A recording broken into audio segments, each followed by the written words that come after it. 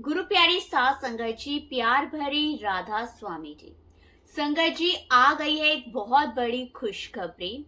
जल्दी ही संगत आप सारी की सारी तैयार हो जाएं। आज एक साथ आपको हम 3 खुशखबरियां सुनाएंगे। आप सुनेंगे तो बहुत ज्यादा खुश हो जाएंगे। जिस चीज का इंतजार था उसके होने का अब समय आ गया है। फटाफट से अपने बैग पैक कर लीजिए, अपनी टिकटों को बुक करवा लीजिए और खुशी के साथ झूमने के लिए आप सभी के सभी तैयार हो जाइए। आपके साथ सारी की सारी बात आज साझा की जाएगी। आपसे प्यार भरी विनती है कि अगर आपने हमारे इस चैनल को सब्सक्राइब नहीं किया तो आप हमारे इस चैनल को सब्सक्राइब कीजिए और बेल आइकन पर ऑल पर क्लिक कीजिए। कमेंट में आप हमें राधा स्वामी जी भी लिखिए और बताइए कि आप किस शहर से हमारे इस सत्संग को सुनते हैं। 3 खुशखबरियां एक साथ बाबा जी की तरफ से हमारे पास आई है। यह भी बाबा जी की दया है, बाबा जी की बड़ी मेहर है कि बाबा जी ने 3 खुशखबरियां एक साथ हमें सुनाई। अब हम आपको वे खुशखबरियां बताने जा रहे हैं। तीनों बातों को एक एक करके ध्यान से सुनिए और वीडियो को अंत तक आप जरूर सुनिएगा। कल जब हजूर जी फ्रांस यानी पेरिस पहुंचे तो पेरिस में लगभग 1.5 घंटे का कार्यक्रम हुआ। हजूर जी ने प्रश्न उत्तर दिए और संगत भी बहुत अधिक संख्या पे आई हुई थी। जब हजूर जी पेरिस पहुंचे और पंडाल के अंदर आए तो हजूर जी संगत की ओर देखने लगे। फिर उन्होंने संगत को बंजूर कहा। जब प्रश्न उत्तर चल रहे थे तब किसी ने ये सवाल भी किया कि हजूर जी, क्या आप बाबा जी को साथ लेकर नहीं आए हैं? इस पर हजूर जी ने बड़ा ही प्यारा उत्तर दिया, बाबा जी जहां मुझे भेजते हैं वही मेरी ड्यूटी होती है और मुझे वहीं पर ही जाना पड़ता है। इसके बाद जब प्रश्न उत्तर समाप्त हुए तब हजूर जी ने पूरे पंडाल में बैठी हुई संगत को पैदल चलकर दर्शन दिए। जब हजूर जी वहां से जाने लगे तो उन्होंने मोर्सी बोकू कहा। ये शब्द फ्रांस में बोले जाते हैं। पेरिस और पूरे फ्रांस में जब किसी को हेलो कहा जाता है तो बोंजूर कहा जाता है और जब किसी को थैंक यू कहा जाता है तो मेरिसी कहा जाता है। जब हजूर जी ने ये बात कही तो संगत बहुत ज्यादा खुश हो गई। जिन्हें फ्रेंच भाषा आती थी या जिन्होंने फ्रेंच सीखी हुई थी वे भी हजूर जी की बात सुनकर बहुत खुश हुए। फिर हजूर जी ने सभी को कहा, मैं धीरे धीरे फ्रेंच सीख रहा हूँ। जब अगली बार आऊंगा तब मैं आप सबसे फ्रेंच में बात किया करूंगा। इसके बाद हजूर जी ने वहां पैदल दर्शन दिए और पूरी संगत को निहाल कर दिया। यह तो हो गई पहली खुशखबरी। पेरिस फ्रांस में है और फ्रांस यूरोप में पड़ता है। यूरोप की संगत को भारत आने का अवसर बहुत कम मिल पाता है क्योंकि आप जानते हैं कि जो लोग विदेशों में रहते हैं वहां उनकी जिम्मेदारियां बहुत ज्यादा होती हैं। हम तो ये कह सकते हैं कि मालिक जब चाहे हमें डेरा बुला लेते हैं, मालिक जब चाहे हमें अपने पास, अपने संग, अपनी संगत के पास रख लेते हैं, लेकिन वहां से इतना लंबा समय तय करके हर महीने या हर भंडारे पर आना बड़ा ही असंभव है। दूसरी खुशखबरी आपको हम ये बताते हैं कि हजूर जी अब इटली पहुंच चुके हैं। समाचार मिला है कि जब हजूर जी इटली पहुंच गए हैं और वहां पहुंचकर उन्होंने संगत को दर्शन भी दिए हैं। अब हजूर जी इटली में वॉलीबॉल भी खेलते हैं और फुटबॉल भी खेलते हैं। पिछली बार भी उन्होंने फुटबॉल खेला। इटली में शनिवार और रविवार दोनों ही दिन कार्यक्रम हुए। इसे इटली की संगत के लिए ये बहुत ज्यादा खुशी की बात है। संगत जी, हजूर जी इस पूरे हफ्ते यानी कि शनिवार और रविवार तक हजूर जी वही रहेंगे। इन दिनों में किसी न किसी बहाने वहां के सेवादारों को उनके दर्शन होते रहेंगे और हजूर जी की दया दृष्टि सभी पर पड़ती रहेगी। पंजाब से भी बहुत सारे लोग इटली जाकर बसे हैं। जालंधर से भी बहुत सारे लोग वहां पर बसे हुए हैं। लुधियाना से भी एक परिवार इटली में रहता है। वे सभी उस सेंटर में सेवा करते हैं और वह सेंटर बहुत बड़ा है। इटली के कार्यक्रम में के बाद जर्मनी, स्पेन, फ्रांस और यूरोप के अन्य आसपास के देशों की संगत को भी आने की अनुमति है। लेकिन जैसे जैसे अमेरिका और यूनाइटेड किंगडम की संगत है, उन्हें वहां कार्यक्रम में आने की अनुमति नहीं होती, क्योंकि यूरोप बहुत बड़ा क्षेत्र है और उसमें अनेक देश आते हैं।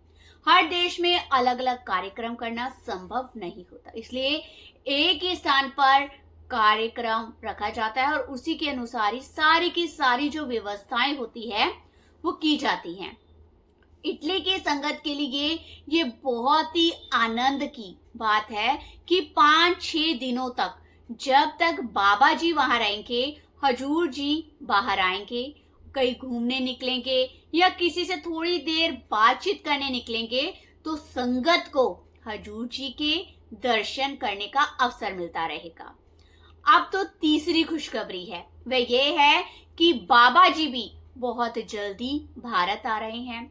आपको पता है कि 2 सप्ताह के बाद बाबा जी का सत्संग है। 22 तारीख को और 23 तारीख को बेंगलुरु में सत्संग होगा। बेंगलुरु का जिक्र हम पहले भी कर चुके हैं, इसलिए जो संगत बेंगलुरु जा रही है वे जल्दी से तैयार हो जाए। इस समय बहुत सी संगत वहां सेवा के लिए जा रही है।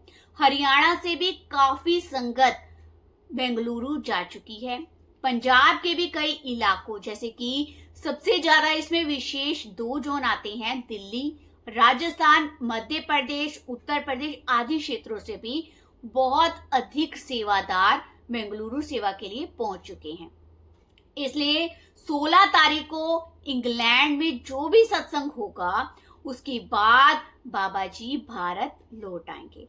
जैसे ही बाबा जी वापस आएंगे, उसी खुशी के साथ आपको इसकी सूचना भी दे दी जाएगी। ये 3 सबसे बड़ी खुशखबरी हैं। इसके बाद भारत नॉर्थ की संगत को लगातार खुशी मिलने वाली है। फिर लगातार कई भंडारे भी शुरू हो जाएंगे। पंजाब में, हरियाणा में और आसपास की संगत काफी व्यस्त रहने वाली है। इसके अलावा अहमदाबाद का भी कार्यक्रम है, रुद्रपुर का भी कार्यक्रम है और उसके बाद सहारनपुर, सूरतगढ़, जमशेदपुर आदि क्षेत्रों में भी बाबा जी का लगातार कार्यक्रम है। दिल्ली में भी 2 दिन बाबा जी कार्यक्रम करेंगे। इस प्रकार लगातार सत्संग और कार्यक्रम मिलेंगे। हमें इन कार्यक्रमों का लाभ भी अवश्य उठाना है और संतों की शरण और संतों का सत्संग केवल उनकी दया से ही प्राप्त होता है। सत्संगता को जानिए जहां एको नाम वखानिए। सत्संग वही स्थान है जहाँ केवल उस एक परम नाम की महिमा गाई जाती है और उसी के नाम का गुण गाया जाता है। कई बार कोई पूछता है कि नाम क्या है।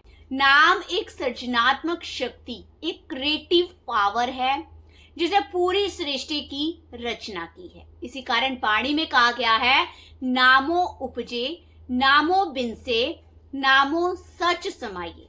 अर्थात उसी नाम से सृष्टि की उत्पत्ति हुई, उसी नाम में ही सृष्टि के विलय होता है और वही नाम सदा सत्य है। फिर वाणी में भी ये कहा गया है कि नाम के तारे सगले जंत, नाम के तारे घंट ब्रह्मांड। अर्थात पूरे संसार और समस्त ब्रह्मांड का आधार ही नाम है। जब उसी नाम ने इस संसार की रचना की, तब उसने एक अद्भुत लीला की। वह स्वयं हर जीव के अंदर आकर बस गया, जिसे हम परमात्मा भी कहते हैं, और साथ ही मनुष्य का ध्यान बाहर की ओर लगा दिया।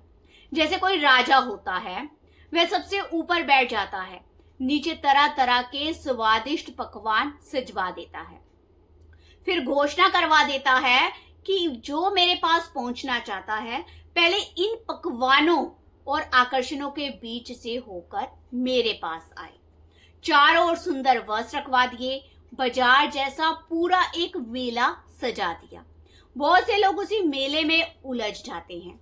कोई सुंदर कपड़े लेने लग जाता है, कोई स्वादिष्ट पकवान खाने लग जाता है, कोई दूसरी चीजों में उलझ कर रह जाता है। लेकिन एक व्यक्ति ऐसा भी होता है जिसका केवल एक ही लक्ष्य होता है कि मुझे राजा से मिलना है। उसे रास्ते में रोकने वाले बहुत सारे लोग मिलते हैं। कोई कहता है राजा से मिलकर क्या होगा, पहले ये स्वादिष्ट पकवान खा लो, पहले ये सुंदर वस्त्र पहन लो। कोई कहता है कि तुम्हारे लिए सुंदर सुंदर महल, इमारतें बनवा देते हैं। लेकिन वह कहता है कि नहीं, मुझे तो केवल और केवल परमात्मा चाहिए, मुझे केवल राजा से ही मिलना है। वह उसी लगन और तड़प के साथ आगे बढ़ जाता है। रास्ते में उसको मन लुभाने वाली बहुत सारी चीजें मिलती है, लेकिन जिसका लक्ष्य केवल राजा था, जिसका लक्ष्य केवल परमात्मा था, उस पर इन सब का कोई भी प्रभाव नहीं पड़ता। जब वह अंत में राजा तक पहुंच जाता है, तब राजा उसे प्यार से गले लगाता है, उसे अपने सम्मान, अपनी शक्ति और राज्य का अधिकारी बना देता है। ठीक यही हमारी स्थिति है। हम नामदान लेने की इच्छा करते हैं, रोते भी हैं कि हमें नामदान मिल जाए, दया हो जाए, बाबा जी की मेहर हो जाए। हम चिट्ठियां लिखते हैं, प्रश्न पूछते हैं, सत्संग में जाते हैं, सेवा करते हैं, लेकिन संसार की वस्तुओं में भी उतने ही ज्यादा उलझे रहते हैं। कभी हमें स्वादिष्ट भोजन आकर्षित करता है, कभी कभी सुंदर कपड़ों की इच्छा होती है। किसी को पुत्र चाहिए, किसी को पुत्री चाहिए, किसी को संतान नहीं है तो वह उसी की प्रार्थना के साथ सतगुरु के पास पहुंचता है। जब हम प्रार्थना करते हैं, अधिकतर हम दुनियावी वस्तुएं परमात्मा से मांगते हैं, जबकि हमारा उद्देश्य तो राजा यानी कि परमात्मा तक पहुंचना होना चाहिए। हम भक्ति भी उस उद्देश्य से करते हैं कि संसार में हमें सुख मिल जाए, लेकिन यह हमारे मन का एक सबसे बड़ा भ्रम है कि संत इस संसार के सुख देने के लिए हमारे बीच आए हैं। महाराज जी अक्सर कहा करते हैं और एक बहुत ही सुंदर उदाहरण सुनाया करते थे कि बाबा जी भी अपने सत्संगों में ये बात हमेशा सुनाते हैं कि एक परोपकारी व्यक्ति जेल में जाता है। वह देखता है कि कैदियों की स्थिति बहुत ज्यादा खराब हो गई है, उन्हें अच्छा भोजन नहीं मिलता। वह उनके लिए स्वादिष्ट भोजन की व्यवस्था कर देता है और उनकी हालत कुछ बेहतर हो जाती है। फिर दूसरा परोपकारी आता है, वह देखता है कि उनके पास अच्छे कपड़े नहीं हैं, वह उन्हें सुंदर कपड़े दे देता है और उनकी स्थिति अच्छी हो जाती है। फिर एक तीसरा परोपकारी आ जाता है और वह भी देखता है कि सर्दी का मौसम है और कैदियों के पास ना तो कंबल है ना ही अच्छे बिस्तरे हैं। वह उन्हें कंबल देता है, अच्छे बिस्तरे देता है, अच्छे कपड़े देता है, उनके रहने की एक अच्छी स्वच्छ व्यवस्था करता है। फिर सबसे बड़ा परोपकारी आता है, वह जेल की चाबी लेकर आता है। महाराज जी कहा करते थे कि अब बताइए सबसे बड़ा परोपकारी कौन है? वह जिसे जेल के अंदर रहकर सारी सुविधाएं दे दी, या वह जिसे जेल का दरवाजा खोलकर कैदियों को बाहर निकाल दिया? इसी प्रकार हम भी अधिकतर दुनियावी चीजें ही परमात्मा से मांगते हैं। लोहे की बेड़ियां अगर उतर जाए, उनकी जगह अगर सोने की बेड़ियां आ जाए, तो क्या तब भी कैदी जेल के अंदर ही है? हम हमेशा कमेंट्स के अंदर टिप्पणी लिखते हैं और कमेंट लिखते हैं कि I miss you Hazur ji, I love you बाबा जी, लेकिन ये केवल शब्दों का विषय नहीं है। असली बात यह है कि उनकी खुशी किस बात से है। यदि कोई आपको गाली दे तो आप चुप रह जाएं, यदि कोई आपकी निंदा करे तो उसके लिए भी आप भला मांगे, उसके लिए भी आप हमेशा अच्छा सोचें। ये हमेशा बाबा जी कहते हैं। सच्चा प्रमाण गुरु की प्रसन्नता पर निर्भर करता है। यह भी एक भ्रम है कि केवल हमारी कमाई, हमारी तपस्या या हमारे अभ्यास से परमार्थ मिल जाएगा। सत्संग में बैठकर कहा जाता है कि भजन सिमरन करना है, मेहनत करनी है। सत्संग में बैठकर मेहनत कोई नहीं करना चाहता। हम चाहे जितना भी भजन सिमरन कर ले, यदि वह प्रसन्न नहीं है तो कुछ भी प्राप्त नहीं होगा। वो लोग बाबा जी से प्रश्न करते हैं कि बाबा जी, हम 5 घंटे बैठकर नाम जपते हैं पर ध्यान नहीं लगता, और कुछ ऐसे भी होते हैं जो चलते फिरते होते हैं, उन पर भी कृपा और होकर भीतर का उनका पर्दा खुल जाता है। यह सब उनकी इच्छा पर निर्भर करता है। देखिए, भजन सिमरन का उद्देश्य क्या है? भजन सिमरन इसलिए कि हमें उनकी याद बनी रहे। जब उनकी याद स्थायी नहीं होती तब तक भजन सिमरन की आवश्यकता रहती है। सिमरन का अर्थ है कि हमारा ध्यान तीसरे तिल पर टिके। जब हमारा ध्यान तीसरे तिल पर स्थिर नहीं रहता तब तक हमें उनका वास्तविक ध्यान नहीं आता। जिस दिन उसने सच्चा प्रेम हो जाता है उसी दिन ध्यान अपने आप ही हमारे तीसरे तिल पर टिकने लगता है। स्वामी जी भी अपने सत्संगों पर और वाणियों में अक्सर समझाया करते हैं, जैसे कामी को कामिनी प्यारी। महाराज जी बहुत ही सुंदर उदाहरण देते हैं कि जैसे कोई कामी पुरुष अपनी पत्नी से बहुत प्रेम करता है, वह दिन भर संसार का कोई भी काम करता रहे लेकिन उसका ध्यान बार बार अपनी पत्नी की ओर जाता रहता है, क्योंकि उसके मन में उसके प्रति बहुत प्रेम है और वह हर समय उसी से मिलने की इच्छा प्रतीक्षा करता रहता है। ठीक इसी प्रकार जो सतगुरु के सच्चे प्रेमी होते हैं, जब उनके अंदर सच्चा प्रेम जाग जाता है तो सतगुरु की दया हो जाती है। तब चाहे अंदर प्रकाश का अनुभव हो या ना हो, सतगुरु का स्वरूप तीसरे तिल पर अपने आप बस जाता है। जब वह स्वरूप भीतर बस जाता है तो उसी को सबसे बड़ा ध्यान कहा जाता है, उसी को सबसे बड़ी भक्ति कहा जाता है। फिर उनकी आवाज हमारे कानों में गूंजने लगती है। मन में हर समय उन्हीं का ध्यान रहता है और उन्हीं का विचार बना रहता है। फिर उठते बैठते सोते जागते उन्हीं की याद हमारे मन में बसी रहती है। जैसे यदि कोई हमें चुटकी काटे तो हम किसी से बातचीत करते हुए भी हमारा ध्यान उस पीड़ा की ओर लगा रहता है। इसी प्रकार जब सतगुरु का प्रेम भीतर जाग जाता है तो संसार के काम करते हुए भी मन बार बार उन्हीं की ओर चला जाता है। इसलिए संसार में रहते हुए भी हमें अपनी दिनचर्या ठीक रखनी है। किसी से गलत नहीं बोलना, किसी को नीचा नहीं दिखाना, किसी की निंदा, किसी की चुगली नहीं करनी। ये छोटी छोटी बातें ही आध्यात्मिक जीवन की नींव है, लेकिन अक्सर हम इन्हें ठीक से नहीं देख पाते, नहीं निभा पाते। मान लीजिए कोई व्यक्ति बीमार है, वे डॉक्टर के पास जाता है और कहता है कि मैं शराब पीता हूँ लेकिन ठीक नहीं हो रहा। अब डॉक्टर उसे दवा देता है और साथ ही कहता है कि परहेज भी करना है। यदि वह व्यक्ति शराब भी पीता रहेगा और दवा भी खाता रहेगा तो क्या दवा असर करेगी? नहीं।